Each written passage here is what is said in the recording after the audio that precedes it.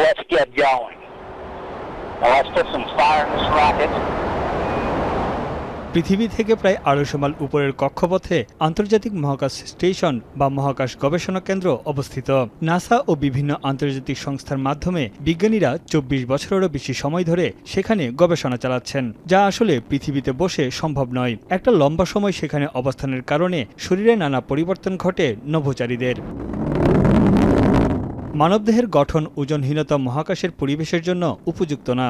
Microgravity বা কম মাধ্যাকর্ষণ শক্তি, উচ্চমাত্রার বিকিরণ, অভিযোজন, প্রাকৃতিক ও সামাজিক পরিবেশের বাইরে থাকার কারণে নানা শারীরিক জটিলতা দেখা দেয়। এছাড়া রক্তচাপ, কানের ও শরীরের ভারসাম্য এবং সমন্বয়ের সমস্যা, মানসিক চাপ, ঘুমের ব্যাঘাত, মেজাজ খিটখিটে হওয়ার মতো নানা জটিলতায় ভোগেন নভোচারীরা।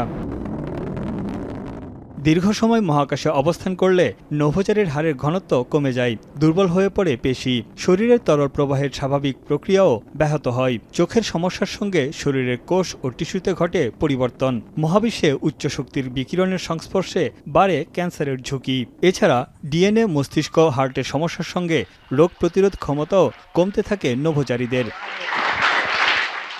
বেশিরভাগ শারীরিক সমস্যা আস্তে আস্তে ঠিক হলেও কিছু জটিলতা রয়ে যায়। পৃথিবীতে ফিরে আসার পর তাদের স্বাস্থ্যগত সমস্যা নিয়ে এখন গবেষণা চালাচ্ছেন বিজ্ঞানীরা। মহাকাশচারীদের শারীরিক ও মানসিক জটিলতা দূর করতে নানা পদক্ষেপ নেওয়া হচ্ছে বলে জানান এই সার্জন।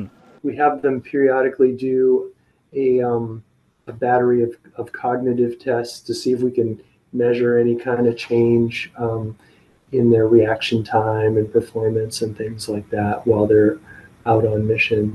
পৃথিবীতে ফিরে আসার পর নভোচারীদের শারীরিক অবস্থা মূলত মিশনের সময়কালের উপর নির্ভর করে। স্বল্পমেয়াদী মিশনে 95%ই ধীরে ধীরে স্বাভাবিক অবস্থায় ফিরে আসে। তবে কয়েক মাস বা বছর কাটানোর ক্ষেত্রে কিছু মহাকাশচারী দীর্ঘস্থায়ী প্রতিবন্ধকতায় পড়েন। Most of them recover back to their baseline in that 45-day period.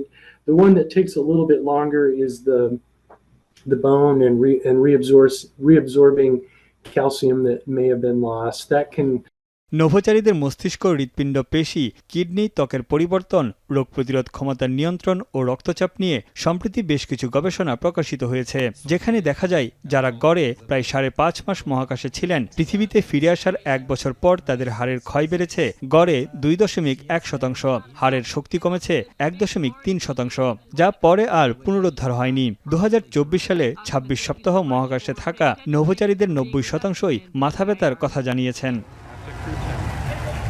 মহাকাশযান কিভাবে মানুষের স্বাস্থ্যের উপর প্রভাব ফেলে তা নিয়ে এখনও অনেক তথ্য অজানা।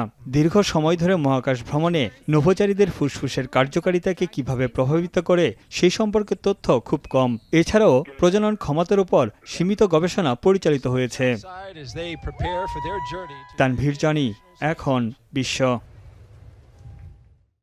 একনল হ্যান্ড ওয়াশ 100% প্যারাবেন ফ্রি, তাই নিরাপদ হাতের জন্য আস্থা রাখুন একনলে।